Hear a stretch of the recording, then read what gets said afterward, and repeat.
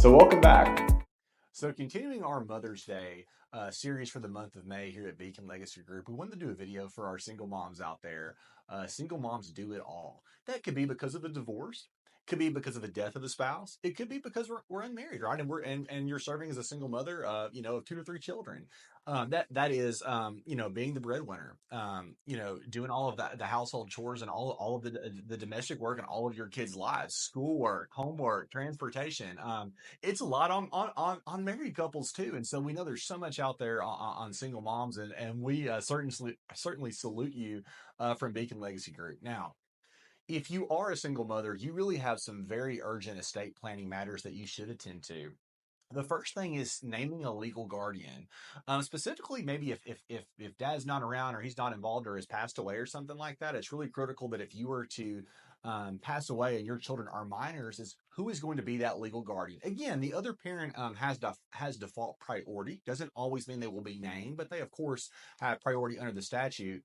But this can be a really big issue facing estates. Sometimes we serve as what's called a guardian ad litem, where we're having to meet with children, make recommendations to the court as to the financial suitability and ethics of a specific guardian, and to help the court, a judge, name a guardian. And so you want to be in control of that decision.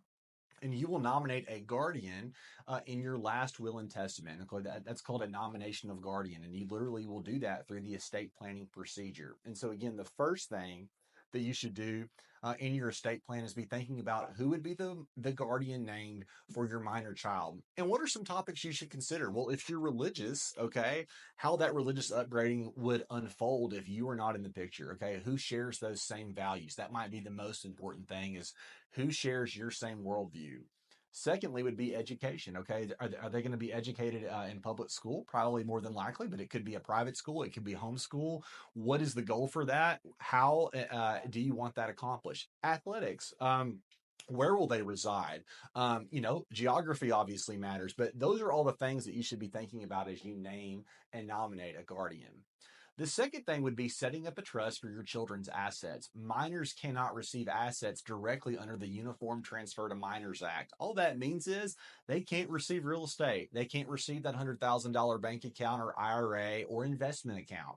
And we're in cases, fairly often where this is the problem, right? We're having to steal real estate from a deceased parent. There's minors inheriting. How is that money going to be managed if there's not a trust set up? Oftentimes the courts are involved, and guess what? The courts have pretty wide latitude and discretion on how those assets will be managed. Whether the property will be sold, will it be invested with the clerk, will a trust be set up, will we put it at the bank in a custodian account?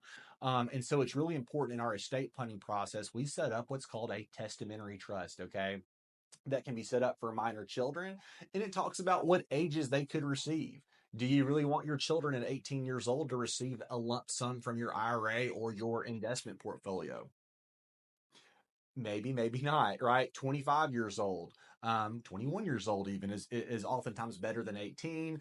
Hopefully they've graduated from college. They may have gone through a poor marital decision by that point and kind of gotten through some of those growing pains, and they're more suitable to manage those assets. It preserves those assets. And of course, we can allow provisions that would allow for early distributions, for a wedding, for college, for a vehicle, for a down payment on a home. And then the last thing that you should really be thinking about if you're a single mom is who will be your agent, especially if you have minor children. If you're not married, there's not a spouse in the picture, is who's going to manage your affairs if you have a stroke, if you develop early onset dementia or Alzheimer's, all of these things that are not fun to think about. We've got to have a plan for incapacity.